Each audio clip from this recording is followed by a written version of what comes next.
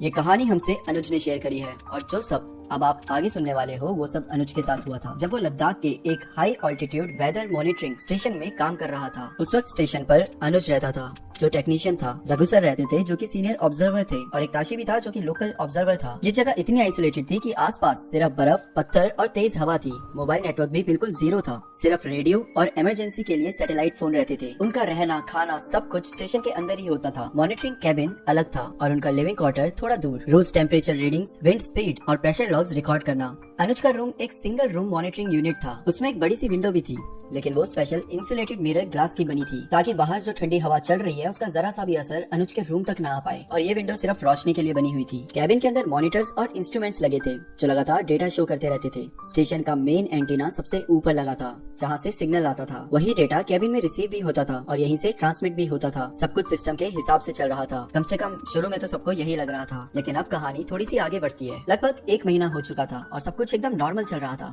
कि तभी अनुज की जो पहले शिफ्टिंग होती थी वो होती थी डे की, लेकिन अब वो डे से नाइट में शिफ्ट हो जाती है। अब लद्दाख की रात काफी सुनसान होती है और विंटर्स में तो माहौल और भी ज्यादा खौफनाक लगने लगता है। ड्राई हवा, तेज सर करती हुई आंधी और चारों तरफ अंधेरा। स्टेशन के बाहर अगर देखो तो सिर्फ और सिर्फ बर्फ, सिर्फ और सिर्फ अंधेरा और सिर्फ खामोशी दिखती थी। शुरू की कुछ रात में तो सब कुछ नॉर्मल रहा।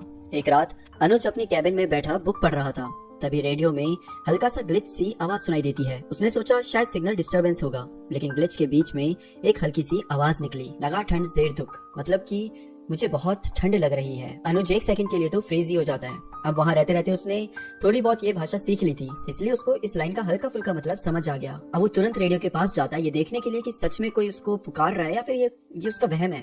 वो करीबन 10 मिनट तक वहाँ पर खड़ा भी रहता है, लेकिन सामने से कोई रिस्पांस नहीं आता। अब अनुज खुद को समझा रहा है कि शायद नींद ना आने की वजह से वो हेलुसिनेट कर रहा है। वो कॉफी मशीन की तरफ जाता है। जैसे ही मशीन को ऑन करा फिर से वही ग्लिच हुआ और इस बार आवाज और क्लियर थी, नगा रोक्स क्याब नांग, मतलब कि मुझे बचा लो। इस बार अनुज बिल्कुल होश में था और सबसे डरावनी बात ये थी कि ये कोई नॉर्मल रेडियो नहीं थी आसपास की ऐसे रैंडमली कोई भी फ्रीक्वेंसी पकड़ ले। ये एक डेडिकेटेड कम्युनिकेशन रेडियो था जो सिर्फ मेन स्टेशन से कांटेक्ट और डेटा ट्रांसमिशन के लिए यूज होता था। इसमें बीच में किसी के रैंडम मैसेज आना बिल्कुल पॉसिबल ही नहीं था। अनुज एकदम शॉक में था और वो बस उस रेडियो को घूर रहा था। तभी उसे कॉफी मशीन से एक आवाज आती है, क्लिक की, कॉफी रेडी हो चुकी थी। जैसे ही अनुज मुड़कर कप लेने लगा उसकी नजर कैबिन की विंडो पर पड़ी और जैसे ही उसकी नजर उस विंडो पर पड़ती है अनुज का तो खून जम जाता है। विंडोज के रिफ्लेक्शन में उसको एक लड़का दिखता है, बस 1 सेकंड के लिए। उसकी बॉडी अजीब तरीके से स्टिफ थी, जैसे अभी अभी किसी कोल्ड स्टोरेज से निकला हो। उसकी स्किन काफी ज्यादा सफेद लग रही थी और वो लड़का सीधा सीधा अनुज को घूर रहा था। अनुज ने तो डर के मारे जोर से अपनी आंखें बंद कर ली। कुछ मिनट्स बाद जब उसने आंखें खोली,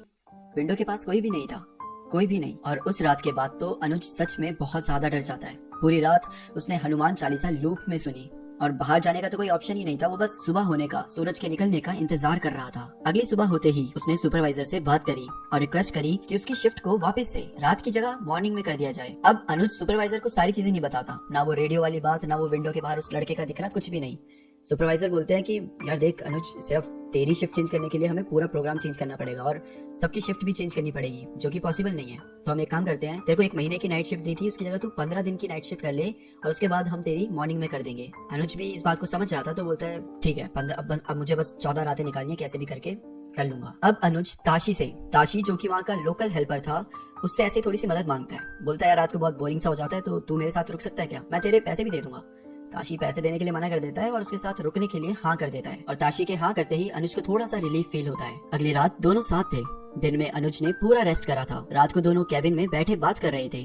ताशी अपने गांव की कहानियां सुना रहा था। धीरे धीरे वक्त बीत रहा था और सब कुछ नॉर्मल लग रहा था। करीब 1-2 घंटे बाद अनुज को वॉशरूम जाना था, लेकिन ताशी पहले से ही अंदर था। अनुज सोचता है कि थोड़ी देर के लिए बाहर जाकर थोड़ी फ्रेश हवा ली जाए और वो बाहर निकल पड़ता है। पिछली रात की सारी बातें उसके दिमाग से निकल चुकी थी। बाहर निकलकर वो एक सिगरेट जलाता है और ठंडी हवा में बस खड़ा हो जाता है। तभी अचानक से उसके पूरे बदन में एक अजीब सी शिवरिंग सी होती है, जैसे कि मानो बगल से कोई एकदम से निकल गया हो। हवा एकदम से उसको ठंडी लगने लगी। लाइक पहले ठंडी थी, लेकिन अब ये हवा उसे चुभ रही थी। और फिर अनुज को एक अजीब सी स्मेल आती है, कुछ बहुत ज्यादा सड़ने की स्मेल। अनुज ने यहाँ वहाँ हर जगह देखा, लेकिन उसे कुछ नहीं मिला।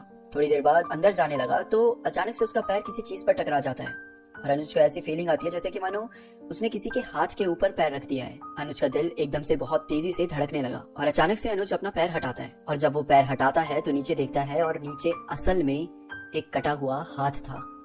अनुज बहुत जोर से चिल्लाता है, भागते हुए सीधा अंदर की तरफ जा रहा होता है, लेकिन भागते भागते उसका पैर जरा सा फिसल जाता है और अनुज नीचे गिर जाता है। और तभी ताशी अनुज की आवाज सुनकर आता है और पूछता है कि क्या हुआ। अनुज ने हिचकिचाते हुए बताया कि उसने वहाँ किसी का हाथ देखा। ताशी टॉर्च उठाता है और वहाँ जाकर सारी जगह चेक करता है, लेकिन उसे वहाँ कुछ नहीं मिलता। अनुज भी ताशी के साथ वहीं पर जाकर दिखाता है कि देख यही है, लेकिन जब अनुज नीचे की साइड दिखाता है तो नीचे कुछ नहीं होता। और फिर अनुज को वो अजीब सी शिवरिंग दोबारा महसूस होती है, साथ ही किसी के तेज सांसों की आवाज भी सुनाई देती है। और जैसे वो ताशी को देखता है उसकी आंखें तो मानो फटी की फटी रह जाती है। ताशी का चेहरा अचानक से बदल चुका था। इनफैक्ट पिछली रात उसने किसी लड़के को देखा था जो कि विंडो के बाहर उसे देख रहा था। सेम टू सेम ताशी का अभी जो चेहरा है उस जैसा लग रहा था, एकदम सफेद, एकदम स्टिफ, और ऐसा लग रहा था जैसे मानो कोल्ड स्टोरेज के अंदर पता नहीं ताशी को कितने टाइम से रखा हुआ हो। अनुज की बॉडी वहीं पर फ्रीज हो जाती है, ना वो चिल्ला पाता है, ना ताशी को पुकार पाता है, ना वहाँ से भाग पाता है।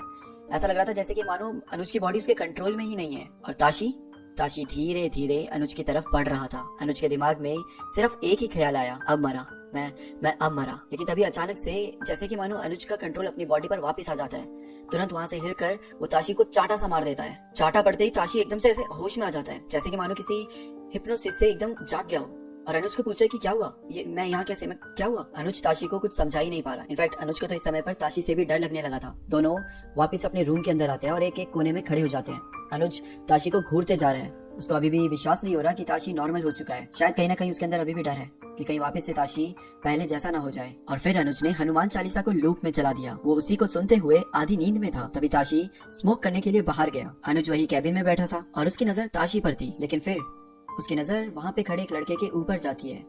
वो लड़का ताशी के बगल में खड़ा था। अनुज का मानो दिल वहीं पर थम जाता है।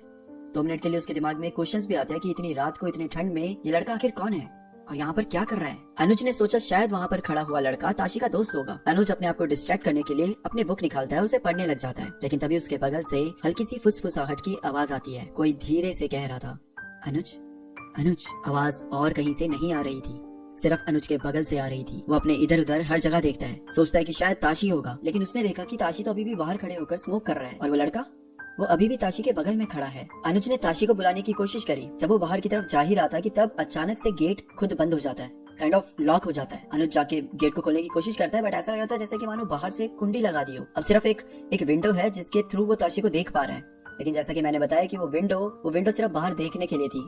उधर से कोई भी इंसानी आवाज बाहर नहीं जा सकती थी। अनुज चिल्लाने की कोशिश कर रहा है, विंडो पे नॉक करने की कोशिश कर रहा है, ताशी को बुलाने की कोशिश कर रहा है, बट ताशी को कोई आवाज नहीं सुनाई दे रही। अनुज विंडो के पास खड़ा हो जाता है, ये सोचते हुए कि ताशी एक बार तो मुड़ेगा, और जैसे ही मुड़ेगा अनुज उसे अंदर बुला देगा। लेकिन तभी जो लड़का ताशी के बगल में खड़ा था वो अपनी गर्दन धीरे से रोटेट करता है और एक बहुत ज्यादा क्रीपी सी स्माइल पास करता है। अचानक से अनुज की आंखें बहुत बड़ी हो जाती है, उसकी धड़कन इतनी तेज हो जाती है जैसे कि मानो उसके शरीर को फाड़ के उसका दिल बाहर आ जाएगा। अनुज को पता ही नहीं चलता कि कब उसके सर में अचानक से बहुत तेज दर्द होने लगता है, कब उसे अजीब सा धुंधलापन सा दिखने लगता है और कब अनुज बेहोश हो जाता है। अगली सुबह जब अनुज की आंखें खुली तो सुपरवाइजर वहाँ पर खड़े थे। उसने अनुज को उठाया और पूछा कि वो क्या कर रहा था। सुपरवाइजर ने बताया कि सुबह आके देखा तो गेट खुला था। अनुज सुपरवाइजर को देखता है और तब उसे रात वाला पूरा सीन याद आ जाता है। अनुज उस लड़के को देखकर वहाँ पर बेहोश हो गया था। अनुज थोड़ा सा डरते हुए बौखलाहट में पूछता है कि ताशी कहाँ पर है। सुपरवाइजर बोलता है कि ताशी वो तो 2 दिन पहले ही अपने गाँव चला गया था छुट्टी लेकर, वो अभी भी अपने गांव में ही है, अभी तक वापस नहीं आया। क्यों, क्या हुआ। अनुज ये सुनकर बिल्कुल ब्लैंक हो जाता है। अगर ताशी गांव गया हुआ था तो पिछली रात जो अनुज के साथ था वो कौन था। उसका सर घूमने लगा, घबराहट से उसका बीपी 60-40 तक गिर गया था। सुपरवाइजर ने हेल्प के लिए स्टेशन से लोग बुलाए और अनुज को नीचे बेस स्टेशन पर ले गया। सबको लगा शायद एक्सट्रीम ठंड या नाइट शिफ्ट की वजह से अनुज के साथ ये सब हुआ है, लेकिन अनुज जानता था कि असली रीजन क्या था। उसने बात किसी से नहीं बताई। अनुज की जगह अब किसी और लड़के को वहाँ पर रखा गया है और अनुज को बेस स्टेशन में शिफ्ट कर दिया गया है। वहाँ पर काम करने की सैलरी थोड़ी सी कम है, लेकिन अनुज को ये मंजूर है। जब अनुज की तबीयत थोड़ी सी ठीक हुई थी तो वो अपना सामान लेने के लिए वापस ऊपर वाले कैबिन में गया था जहाँ उसका रूम था। वहाँ जाके उसने सुपरवाइजर को सारी बात बताई और तब सुपरवाइजर ने कुछ भी नहीं कहा, बस सुनता रहा और फिर एक मुस्कुराहट के साथ बोला, यहाँ कई सारे लोग एक्सट्रीम ठंड में दफन हैं। ये जो तुम बर्फ की लेयर्स देख रहे हो, इनके नीचे कितनी बॉडीज दफन हुई है हम भी नहीं जानते, और इसीलिए तुम्हें जो एक्सपीरियंस हुआ था वैसे एक्सपीरियंस होना यहाँ पर कोई रेयर बात नहीं है। सुपरवाइजर ने बताया कि जब मैं भी अपने टाइम में यहाँ पर ड्यूटी किया करता था तो मैंने भी यहाँ पर बहुत सारी चीजें एक्सपीरियंस करी है, और जो मेरे दोस्त थे उन सब ने भी, सबका अलग एक्सपीरियंस था, सबकी अलग कहानी थी। बस तुम टेंशन मत लो, बस चिल करो। सुपरवाइजर के पास कोई खास सॉल्यूशन था नहीं इस चीज का, सिर्फ चिल करो बोलने के अलावा। लेकिन अनुज अंदर ही अंदर सोचा था कि जो सब उसने एक्सपीरियंस करा है, जो सब उसने देखा है, उसके बाद कोई चिल कैसे कर सकता है। इनफैक्ट कोई चिल करने की सोच भी कैसे सकता है।